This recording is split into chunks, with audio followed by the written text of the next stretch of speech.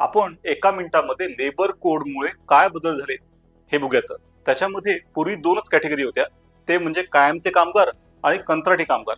आता दोनाचे चार केलेत.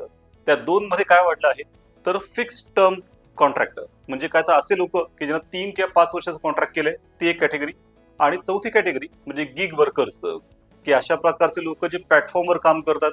मग ते ओला असेल, स्विगी असेल, जो उबेर असेल, तर अशा प्रकारचे लोक. आणि अशा प्रकारे 2-4 कॅटेगरी आहेत. त्यात सांगून टाकलंय की सगळ्यांना यापुढे तुम्ही मिनिमम वेजेस दिले पाहिजे, किमान वेतन दिलं पाहिजे, प्रत्येकाला अपॉइंटमेंट लेटर दिलं पाहिजे, प्रत्येकाला महिन्याच्या 7 तारखेच्या आत पगार दिला पाहिजे, सोशल बेनिफिट्स दिले पाहिजेत, त्याने काही पैसा बाजूला ठेवला पाहिजे, आणि अशा प्रकारे युनिव्हर्सल अकाउंट नंबरही दिला पाहिजे, यूएन, की ज्याच्यामध्ये सगळ्या सुविधा जमा होतील आणि जरी जॉब बदलला तरी त्या लागू राहतील. त्याशिवाय अजून काय सांगितलंय तर महिलांना यापुढे समान कामाला समान वेतन मिळालं पाहिजे. त्यांना रात्रपाळही करता येईल. जी कोणती कामं पुरुष करतात जवळजवळ ती सगळीच आता महिलांना करता येतील.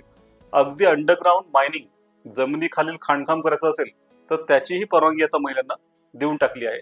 पण निगेटिव्ह साईडला काय आहे तर कामगारांच्या संप करण्याच्या अधिकारावर भरपूर मोठ्या प्रमाणात बंधनं आणली आहेत. आधी परवानगी घ्या आणि परवानगी नाकारली तर करता येणार नाही.